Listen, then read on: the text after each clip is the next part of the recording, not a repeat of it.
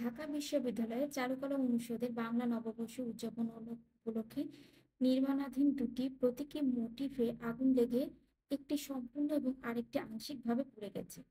পুড়ে যাওয়া মোটিফগুলোর মধ্যে ছিল একটি ফ্যাসিবাদের প্রতীকী মুখাকৃতি এবং অন্যটি ছিল শান্তির প্রতীক পায়রা। ঢাকা চারুকলা অনুষদের প্রাঙ্গণে মোটিফ নির্মাণ স্থলে রাতের শেষ ভাগে অগ্নিকাণ্ডে এই ঘটনা ঘটে। ঢাকা বিশ্ববিদ্যালয়ের কর্তৃপক্ষ জানায় ভোর 4:45 থেকে 5টার মধ্যে আগুন লাগে বলে ধারণা করা হয়েছে। এ সময় দায়িত্বরত নিরাপত্তা কর্মীরা ফজরের নামাজ আদায়ে গিয়েছিলেন। সেই সময় অগ্নিকাণ্ড ঘটতে পারে বলে সন্দেহ করা হচ্ছে।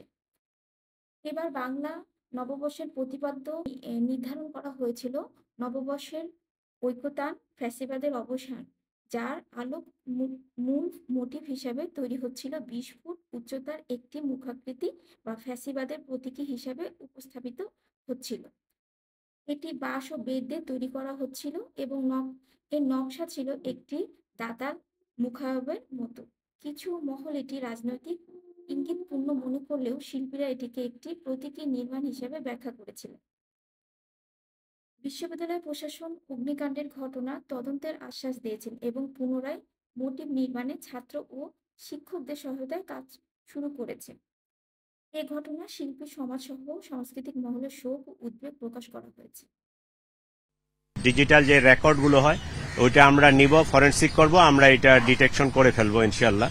তো এই পর্যায়ে আসলে বলার ওই আসে না, স্কোপ আসে নাই যে পার্টিকুলারলি কারা করছে বা কারা করে নাই, এটা এই মুহূর্তে বলা যাবে না, এটা ইনভেস্টিগেশনে বাইর হবে।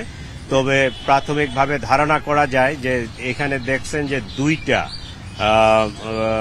পোর্ট্রেট পুরানো হয়েছে। একটা হয়েছে বিগত সরকারের যে সরকার প্রধান ছিল ফ্যাসিস্ট, তার যে একটা পোর্ট্রেট করা হয়েছে এইটা, এবং ওইটা পুরাইতে গিয়ে সম্ভবত কবুতরের কিছু অংশ আংশিক পুরানো হয়েছে।